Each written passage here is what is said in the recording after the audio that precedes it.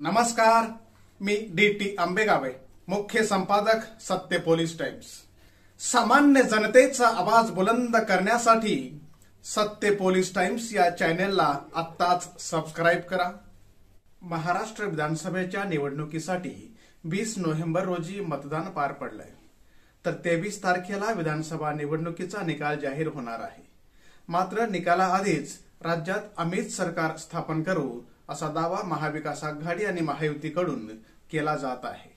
तर विधानसभा निवडणुकीच्या निकालापूर्वी विविध संस्थांचे एक्झिट पोलचे अंदाज समोर आले आहेत। या अंदाजानुसार राज्यात युती किंवा आघाडीला सत्ता स्थापनेसाठी अपक्ष तसेच लहान पक्षांची गरज घ्यावी लागणार असल्याचं भाकीत केलं जात आहे। अशातच आता वंचित बहुजन आघाडीचे अध्यक्ष प्रकाश आंबेडकर यांनी टायमिंग साधत ते कोणाला पाठिंबा देणार हे तरी जाहीर केलं आहे। राज्यात मागील महिनाभरापासून निवडणुकीच्या रणधुमाळीला सुरुवात झाली होती। या निवडणुकीत महाविकास आघाडी आणि महायुतीत प्रमुख लढत झाली असली तरी आमदार बच्चू कडू आणि शेतकरी नेते राजू शेट्टी यांच्या तिसऱ्या आघाडीसह मनसे आणि वंचित बहुजन आघाडीची भूमिका देखील या निवडणुकीत महत्वाची ठरणार आहे। अशातच आता वंचितचे सर्वेसर्वा प्रकाश आंबेडकर यांनी आपली भूमिका जाहीर केली आहे।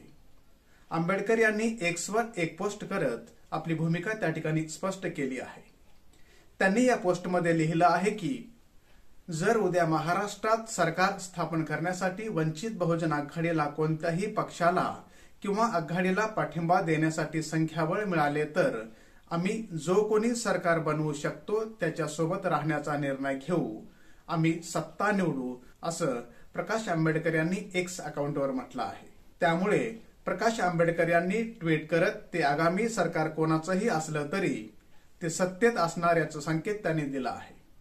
त्यामुळे ऐन निवडणुकीच्या निकालाआधी राज्यातील राजकारणात नवीन ट्विस्ट समोर येत असून राज्यात नेमकं कोणाचं सरकार येणार याकडे सर्वांच्या नजरा लागल्या आहेत। सामान्य जनतेचा बुलंद आवाज, सत्य पोलीस टाइम्स।